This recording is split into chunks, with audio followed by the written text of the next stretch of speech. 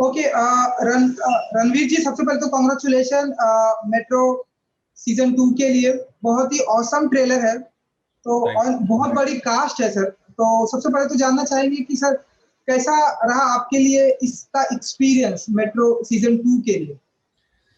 अजीब एक्सपीरियंस रहा बिकॉज हमने इसकी शूटिंग की बिल्कुल जो बड़ा लॉकडाउन था उसके इमीडिएटली बाद, और उस वक्त पैंडेमिक फुल ब्लास्ट पे चल रहा था।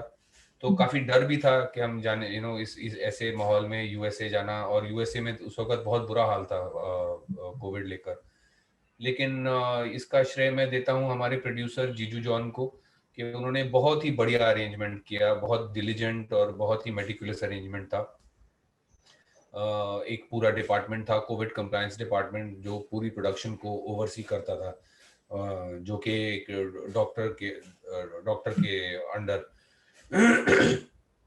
फिर उन्होंने जो क्रू था उन सबको 4-5 घरों में साथ में ही रखा हुआ था, तो कोई कम्यूटिंग नहीं था, कोई ये नहीं कि घर आना जाना है बस में या ट्रेन में, ताकि एक्सपोजर ना हो दूसरे लोगों को।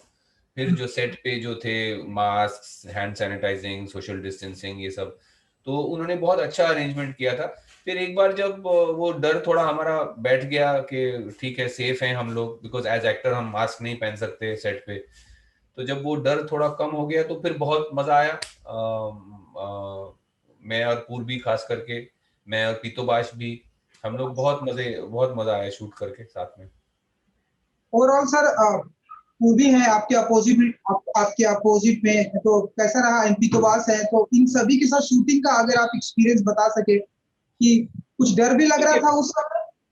जी, उस समय कोविड भी, जैसा कि आपने बताया, कोविड भी थोड़ा हाई था, तो उस समय कुछ डर भी लग रहा था शूटिंग के दौरान? मैंने अभी आपको बताया ना कि वहाँ शुरू में डर था, लेकिन जब हमने देखा कि सब अरेंजमेंट्स अच्छे हैं तो डर हमारा बैठ गया, कम हो गया, और फिर मजे लिए शूटिंग के, बिकॉज कॉमेडी है, मटेरियल इतना अच्छा है, हंसी मजाक वैसे ही हो जाता है।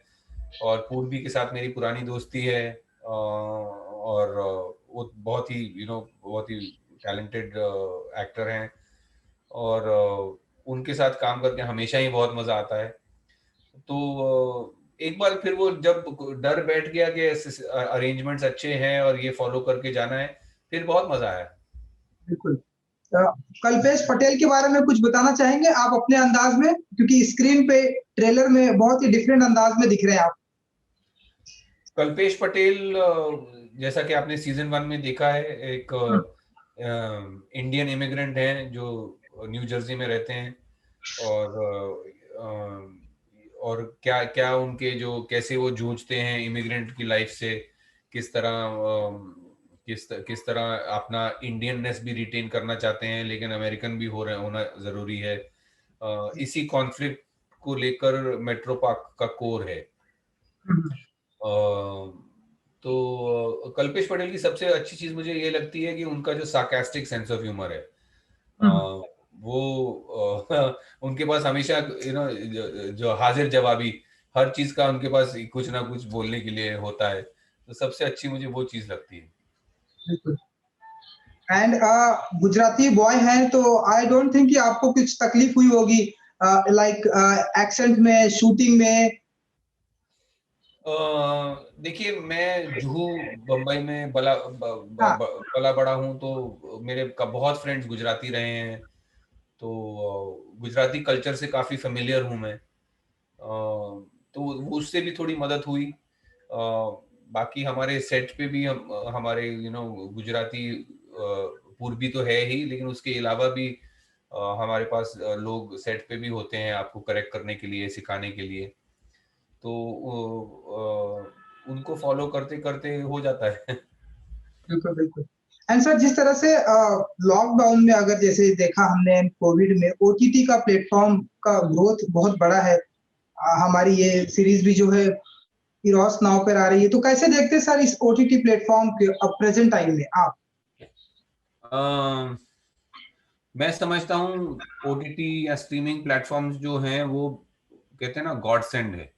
ये तो हुँ। हमारी हमारी किस्मत अच्छी है कि ऐसी टेक्नोलॉजी आ गई कि ऐसा प्लेटफॉर्म हमको मिल गए कि जो बहुत सारे एक्टर्स, राइटर्स, टेक्नीशियंस जिनका काम नहीं पहुंच पाता था ऑडियंस तक थिएटर्स के द्वारा, उनके लिए एक नया प्लेटफॉर्म आ गया है जो कि कहीं ज़्यादा डेमोक्रेटिक है।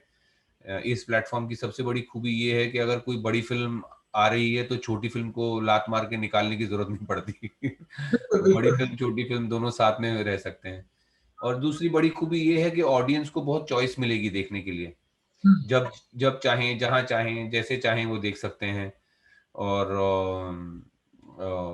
दुनिया के हर कोने से कंटेंट देख सकते हैं, हर तरह का जॉनर देख सकते हैं।